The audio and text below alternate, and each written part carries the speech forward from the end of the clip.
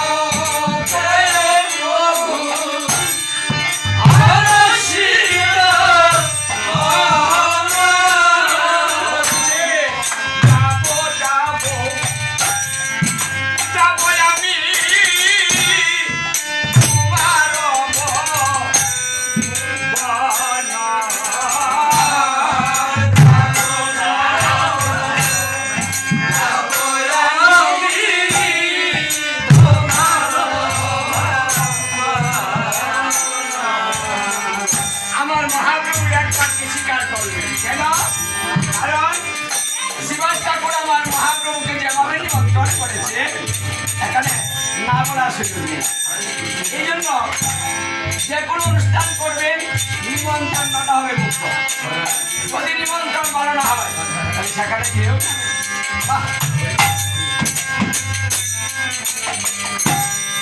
তবে কি একা যাবে? মহাপ্রভু বলছে আমি একা যাবো না, আমি সকল ভক্তকে সঙ্গে নিয়ে আমি মহাপ্রভুর পর আনন্দে ভরে নিয়েছে। ভক্তি হচ্ছে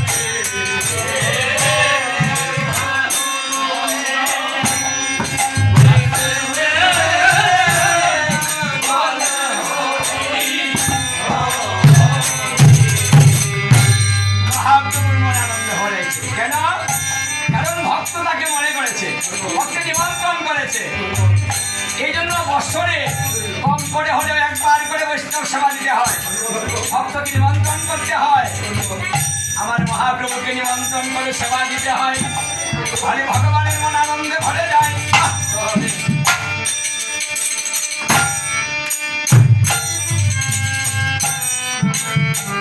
আগে আগে মহাপ্রভু সে ভক্তগণ নদীর আকাশ বাতাস মুখরিত করে আনন্দ চিত্তে মহাপ্রভু যাচ্ছেন আজ ভক্ত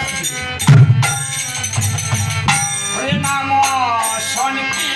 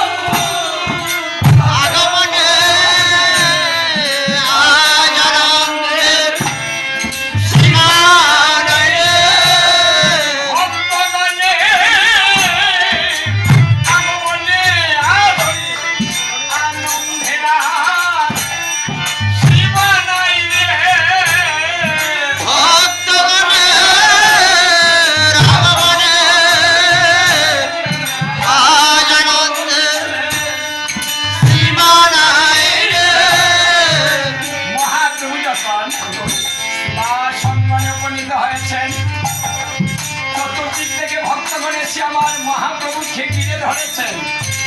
আরে মাঝখানে আমার মহাপ্রভু দাঁড়িয়েছেন। ভক্তগণ, এই দৃশ্যটা কেমন হয়েছে? বৈষ্ণব পদকথা বললেন, সহস্র চন্দ্র যদি আকাশে উদিত হয়, তাহলে আমার এই মহাপ্রভুর রূপের তুলনায় তাহা কিছু নয়। তাই তো মহাপ্রভু বলছে, যেন চাঁদকে ঘিরে তারার মেলা,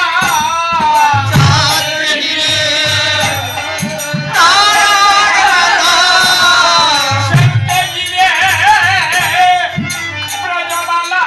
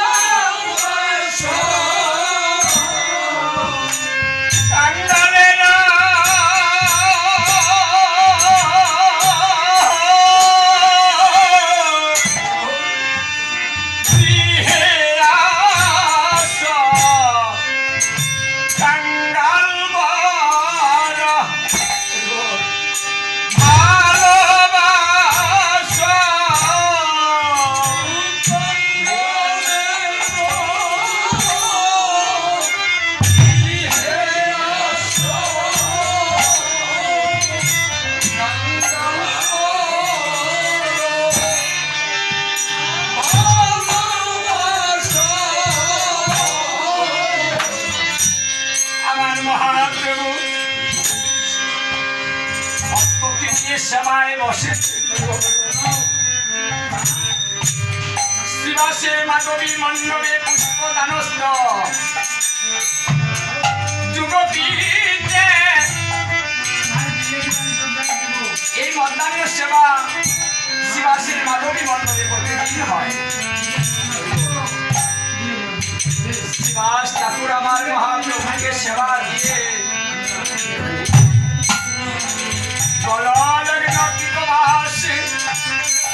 আমার মহাপ্রভুকে এই বলে কাঙ্গাল কাঙ্গাল বলে আখ্যায়িত করেছে। কাঙ্গাল কাহাকে বলা হয়? যে ভক্ত আমার ভগবানকে ভালোবেসে সমস্ত কিছু সে ভগবানকে অর্পণ করে নিঃস্ব হয়েছে, তারা মনে বলতে কিছু নাই। ভগবান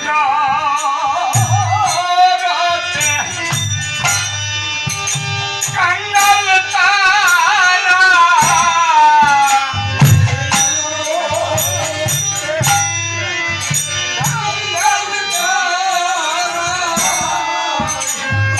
সব কিছু দিয়েছে যারা বলে জগতে কাঙ্গাল তারা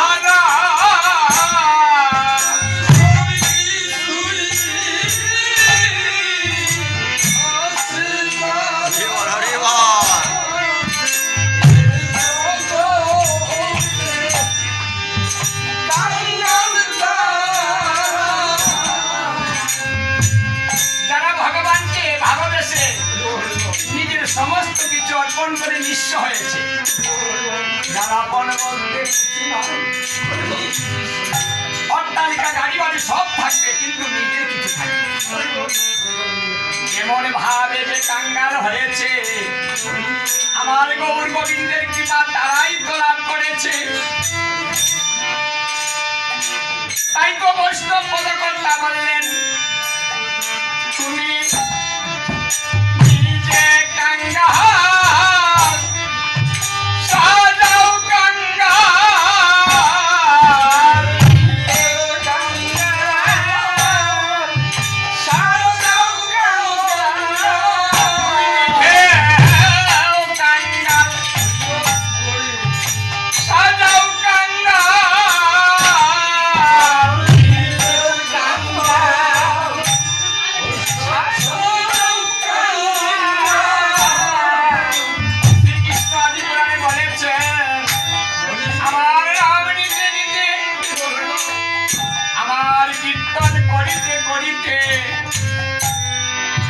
আমার উপমাদরি দর্শন করিতে করিতে যদি কোনো ভক্ত দুমুটা নয়নের জল আমাকে দেয়, আমি সেই ভক্তের কাছে বিক্রি হয়ে যাই।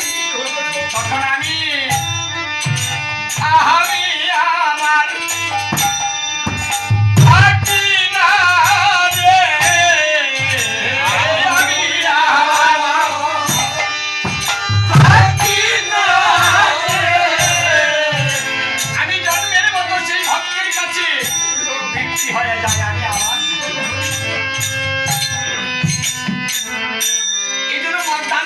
সেবাটার তাৎপর্য আছে। জীবনের মধ্য সময় আর দেখুন এই ভজনেরও মধ্য সময়, যদি মধ্য জীবনে ভজন করতে না পারেন সে জীবনে আর এই জন্য আমার মহাপ্রভু আজকে মধ্যকালে বসেছে আর ডেকে ডেকে বলছে, হে ভক্তগণ আমি আবার বসেছি এই বাবার জন্য কলিহত জীবকে উদ্ধার করতে আমি এসেছি। তোমাদের জ্বালা যন্ত্রণা পাপটার যাহা কিছু আছে সব এই মধ্য সময়ে নিবেদন করে নিজেকে নিঃস্ব করো।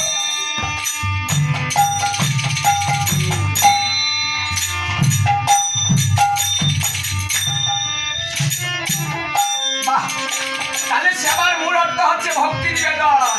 অনেক আয়োজন না, অনেক আয়োজন করলে ভগবান খুশি হবে না যদি সেখানে ভক্তি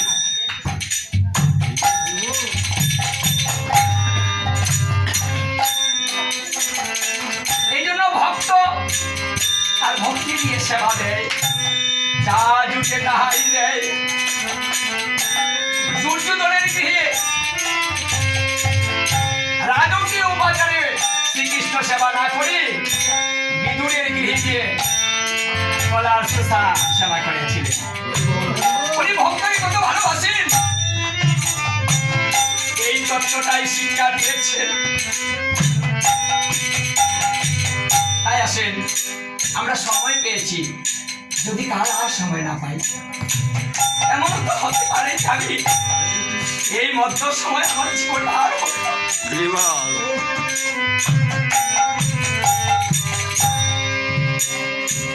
তাই এখনই সময় নিজ নিজ ভক্তিটা মনে করে নিজকে কাঙ্গাল বানান।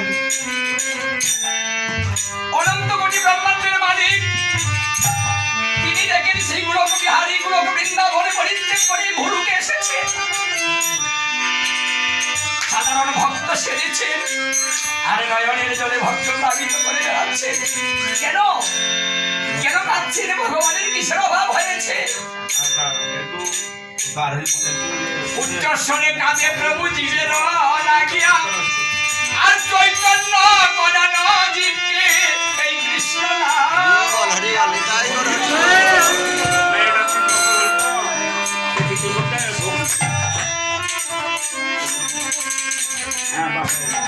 এই অনৈ চৈতন্য জীবকে চৈতন্য দান করানোর একমাত্র অস্ত্রই হচ্ছে হরিনাম সংকীর্তন, শিবনাম ভক্তি সংকর।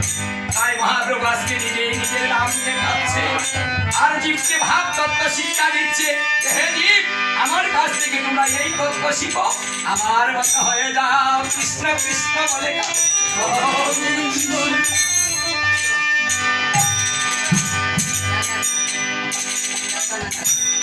ভক্ত যখন সমস্ত কিছু ছেড়ে দিয়ে ভগবানকে ভালোবাসে, তখন ভগবান আর কি ভগবান থাকতে পারে? আমি সমান সমান হয়ে যাব, সমান সমান হয়ে যাব। তুমিও কাঙ্গাল, আমিও কাঙ্গাল, সমান সমান হয়ে যাব।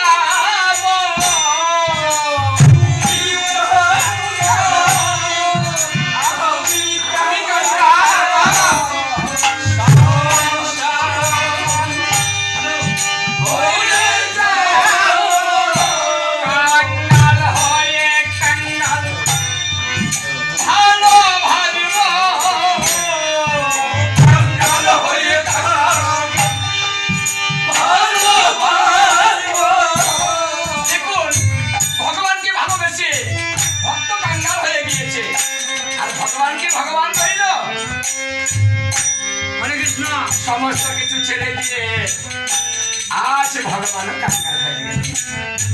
সমানে সমানে ভালোবাসা হয়, উচ্চ নিচ ভালোবাসা হয়। তাই আজকে ভগবান ভক্তের ধারে ভক্ত হয়ে আসছে। বাহ, কাউন্টার করা হবে না, আর 1 ঘন্টা সময় লাগবে শেষ করতে।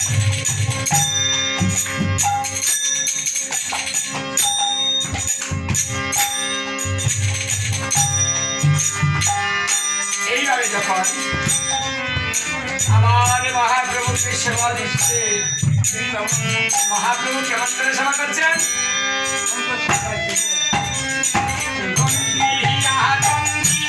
সেবা করিতে করিতে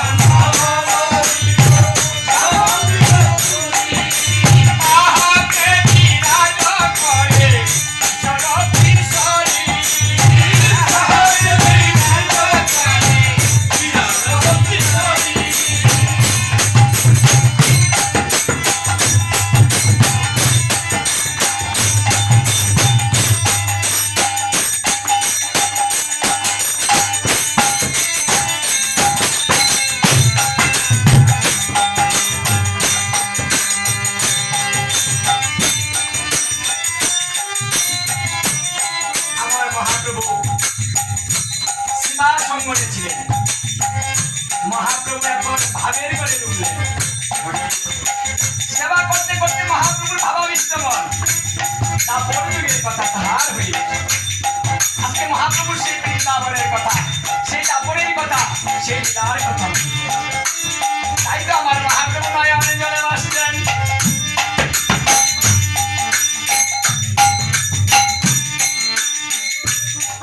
আনন্দ নেই কিন্তু মহাপ্রভু এটাই স্বাভাবিক। যদি বাড়িতে আনন্দ হয় আর যদি কারো অভাব